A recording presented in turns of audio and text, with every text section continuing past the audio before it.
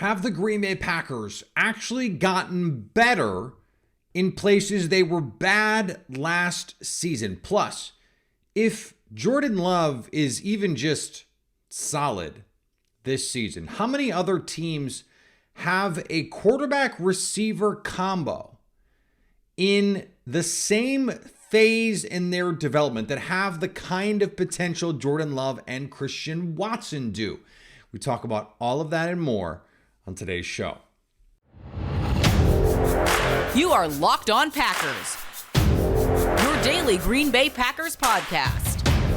Part of the Locked On Podcast Network, your team every day.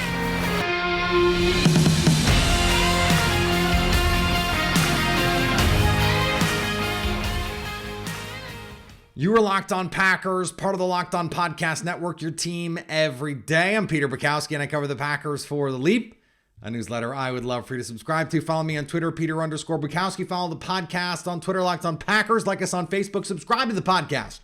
iTunes, Spotify, Google Podcasts, wherever you find podcasts, you will find Locked On Packers, the #1 Packers podcast on the internet. And the show for fans who know what happened, they want to know why and how. Thanks to everyone who makes Locked On Packers their first listen every day. We hope you like starting your day with us as much as we like starting our day with you. And today's episode brought to you by our friends at FanDuel. Right now, you've heard about our No Sweat First Bet promotion. Well, right now, it's not just $1,000 No Sweat First Bet.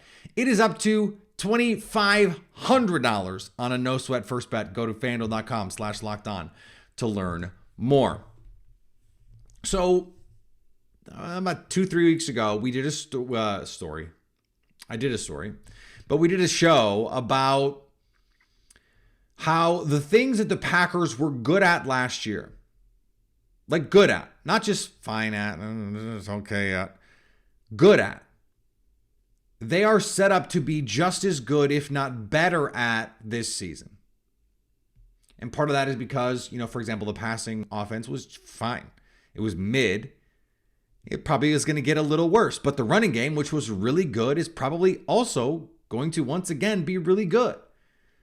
The run defense is bad, but the passing defense for the Packers, good. Probably going to be just as good, if not better. We're going to flip that around.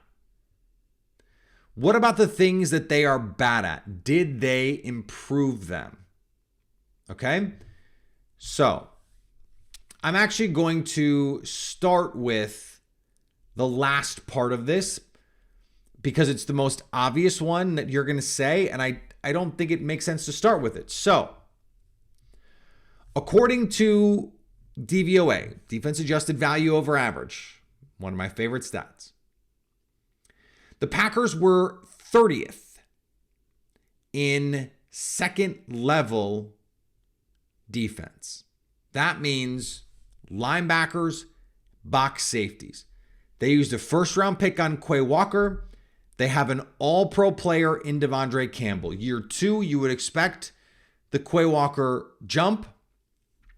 And I think even if Devondre Campbell isn't going to be an all-pro, which this stuff is volatile, especially on defense. We know even the best players year to year defensively, especially in coverage, in the secondary, in the back seven, that stuff is just not particularly consistent. The linebacker room was not good last year after it was terrific in 2021.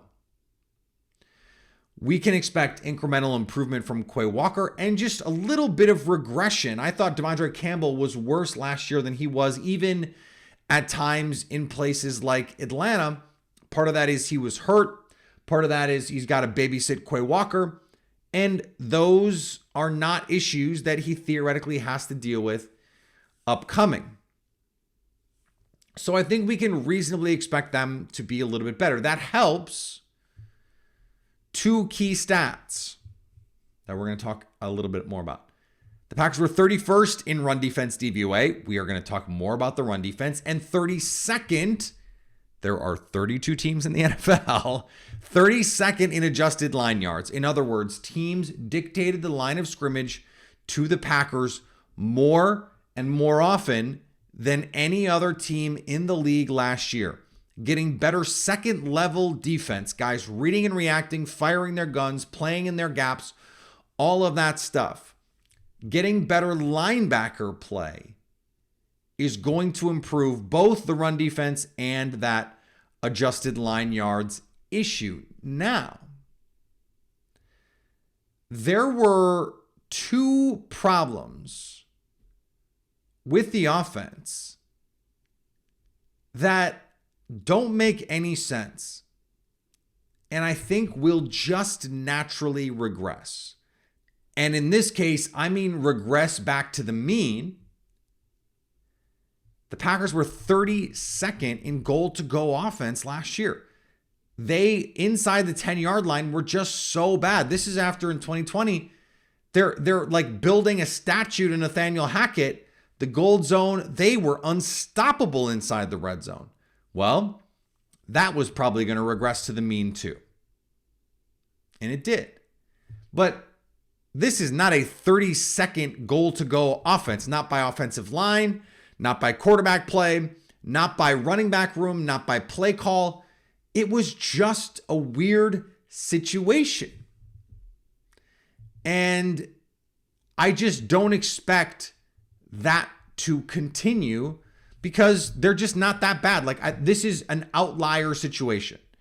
This is why we have outlier. That's why the stat exists. That's why the idea of an outlier exists, because it's just not going to happen again in all likelihood. This is a close cousin of the Packers being 25th on 3rd and 4th and short in DVOA last year. Some of that is their lack of desire to run the ball.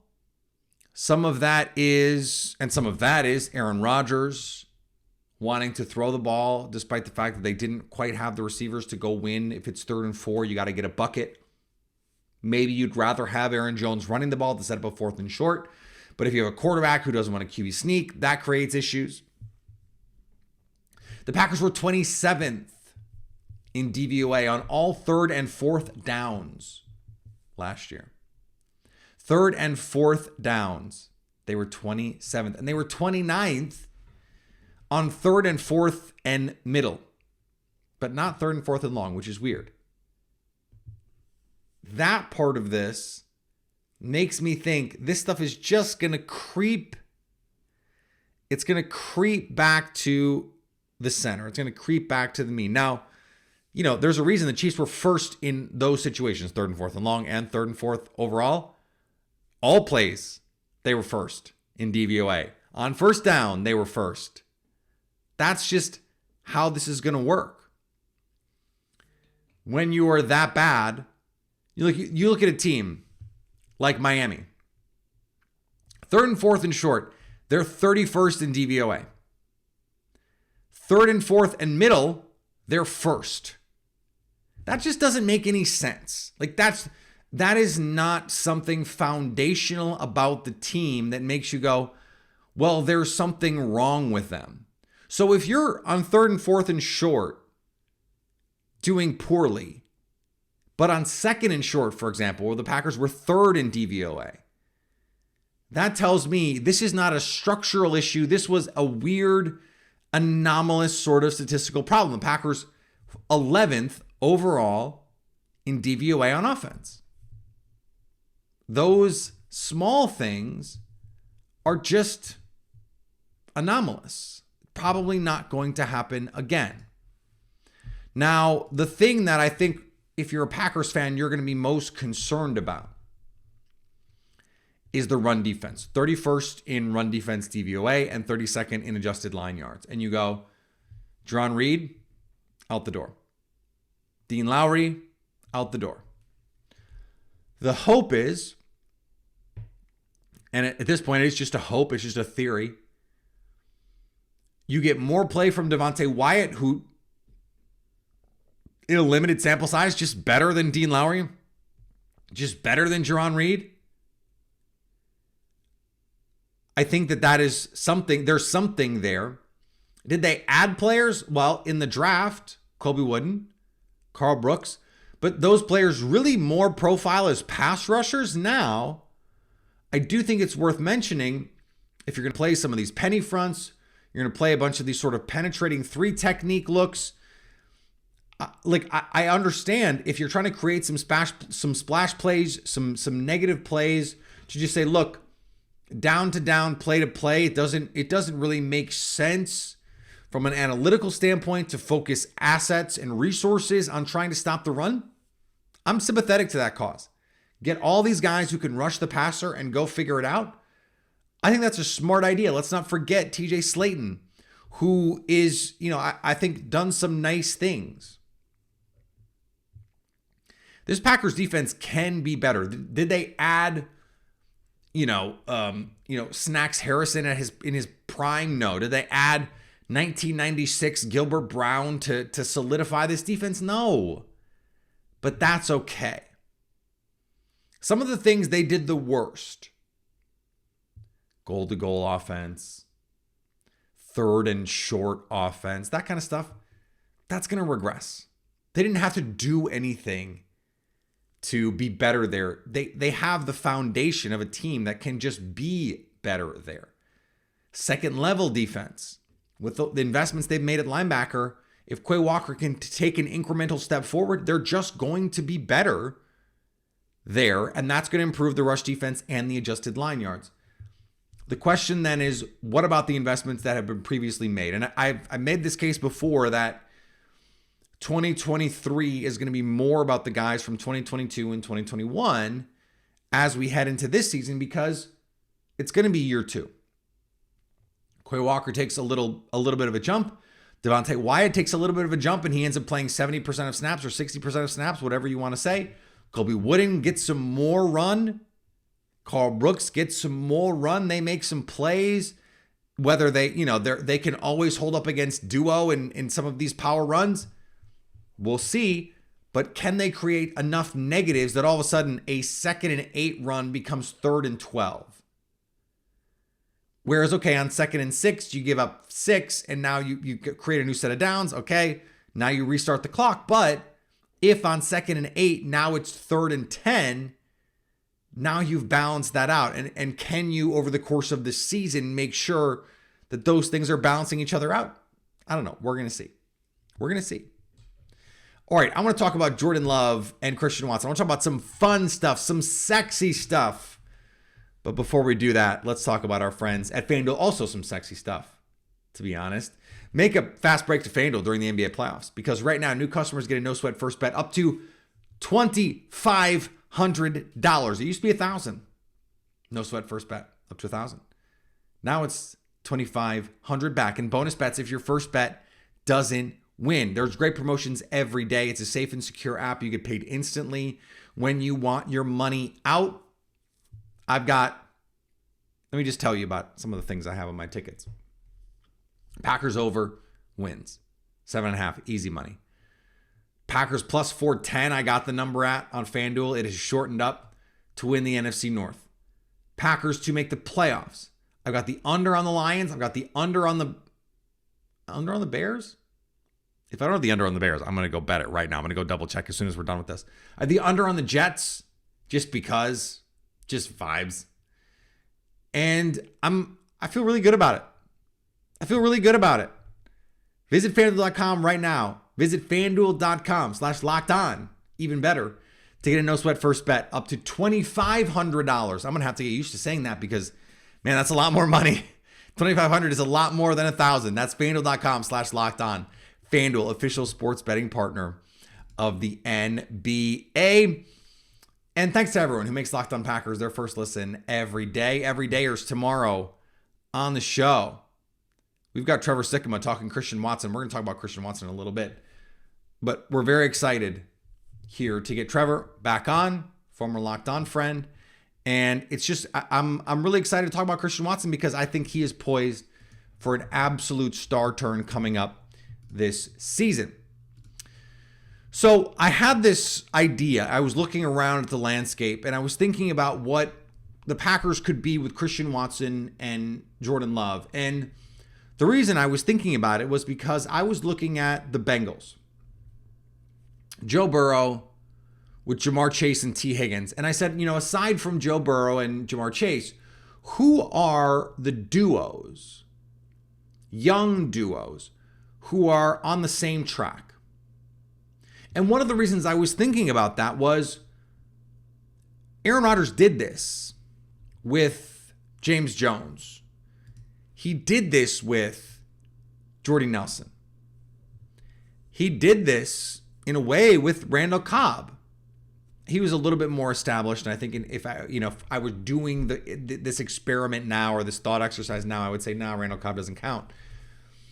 Who are the teams that have a young, promising quarterback and a young, promising receiver? And we're talking about two guys who could be or are stars in the NFL, but are on the same sort of part of their trajectory. Not the same trajectory necessarily, but the same part of an upward trajectory where you're going, okay, these two can grow together to become really good. I think Rodgers and Jordy is the best Packers example. And just so we're, all on the same page here, Jordan Love has to show a lot more than Christian Watson does to be in this conversation. Jordan Love has not shown enough to be in the kinds of conversations we're talking about with some of these other players.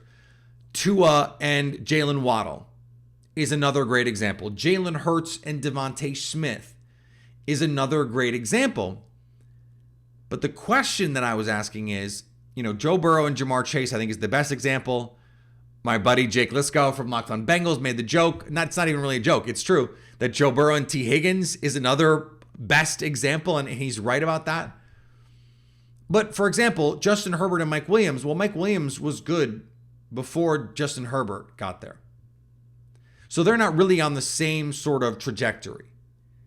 They're not on this parallel track moving upward.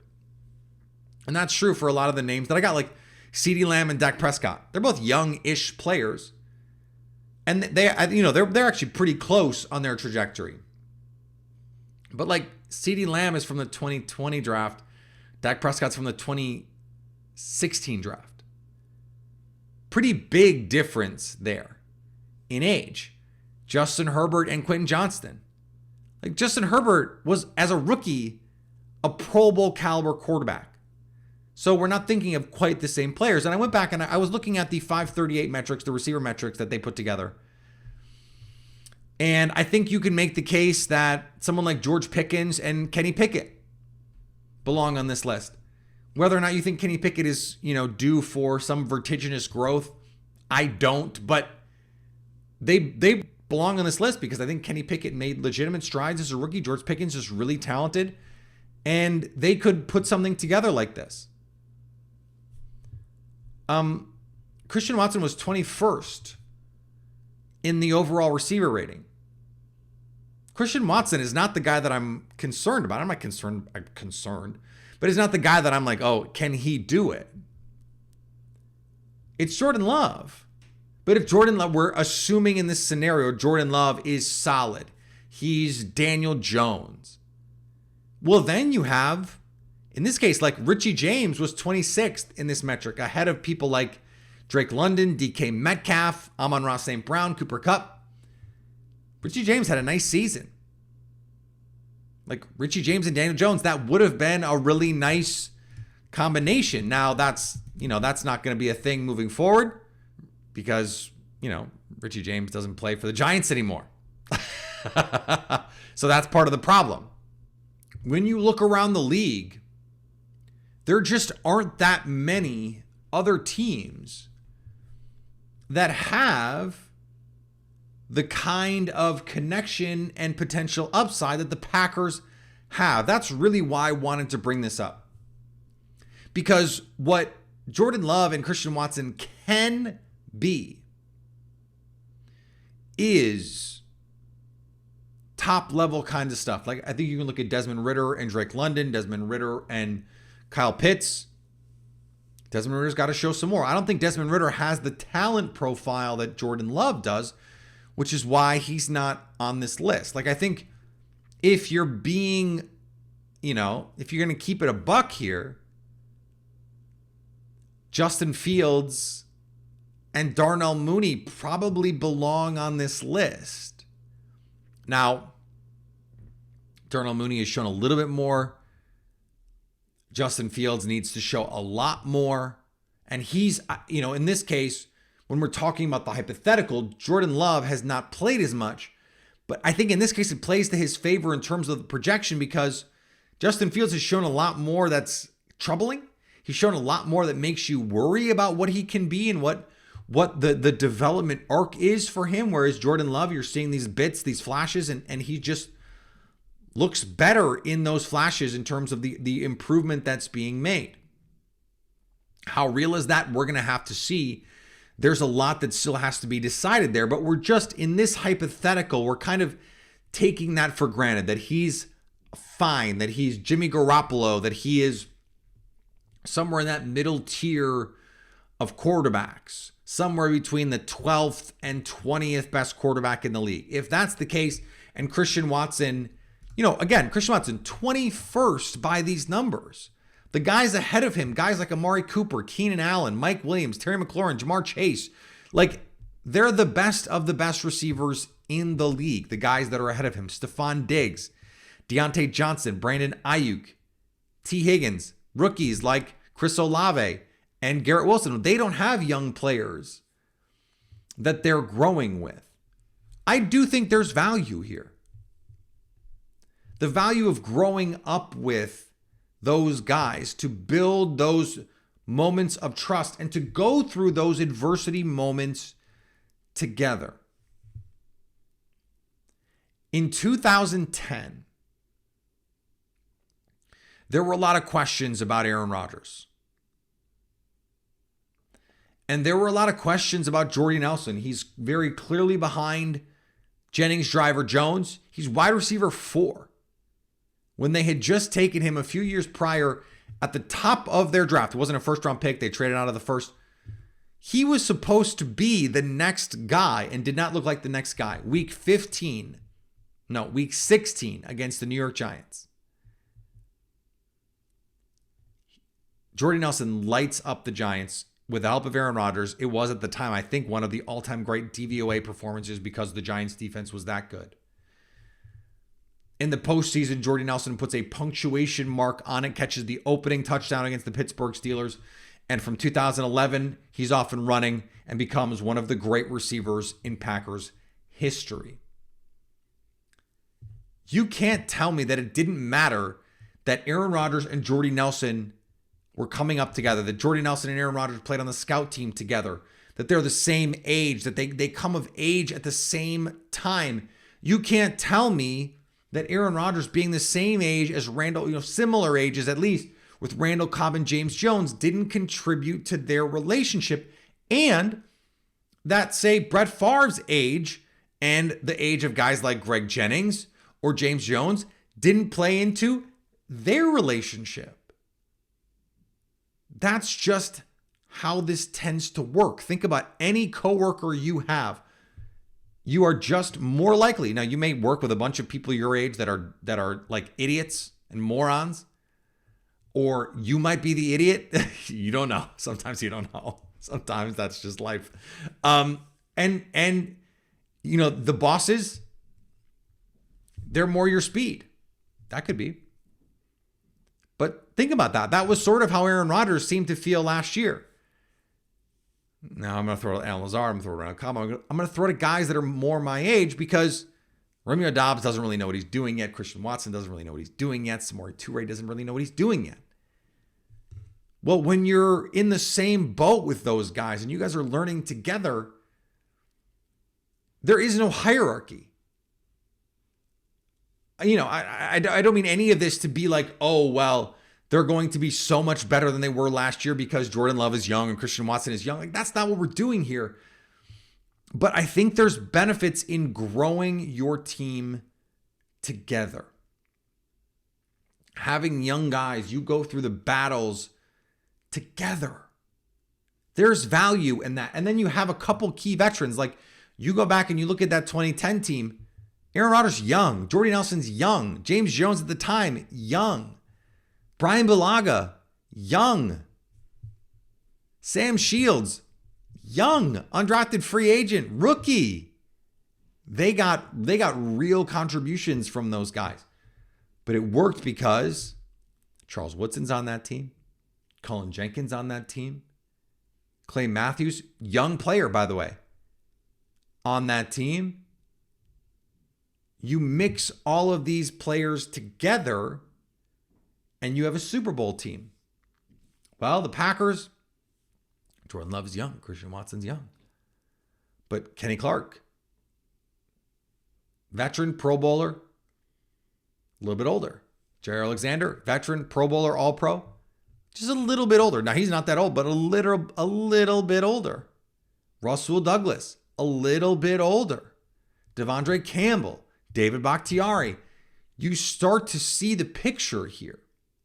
And yes, this is a young team, but in a year or two, Aaron Jones is going to be that elder statesman. If they bring back Josiah DeGuara, even, like, he's going to be that guy. Devondre Campbell, Rasul Douglas, the guys that I just mentioned, they're going to be 28, 29, 30. And that you need that sort of balance on your team. The growth that you experience together, the scars you earn, the battle wounds that you earn together, all of that stuff can help you get to where you want to go. All right, a lot more this week on Locked On Packers. Thanks to everyone who makes Locked On Packers their first listen every day. We hope you like starting your day with us as much as we like starting our day with you. Everydayers, I appreciate you so much. Please go check out what we're doing over at The Leap. Me and Jason Hirschhorn, America's Guest, cranking out the content for you. And go check out Locked On Sports today. I'd really appreciate it. We are always doing the biggest stories in sports in under 20 minutes there every single day. Locked On Sports Today, wherever you get your podcasts. All right, we're going to be back tomorrow. Trevor Sikkema on the show. We're still doing Rookie Orientation Series. We're still doing Rodgers Signature Series. All that stuff coming up here for you. Follow me on Twitter, Peter_Bukowski. Follow the podcast on Twitter, Locked On Packers. Like us on Facebook. Subscribe to the podcast, iTunes, Spotify, Google Podcasts, wherever you find your podcasts. You will find Locked On Packers. And anytime you want to come hang out with us live, when we go live on our YouTube page, Locked On Packers is the place to subscribe to that, our Locked On Packers YouTube page, so you can stay Locked On Packers.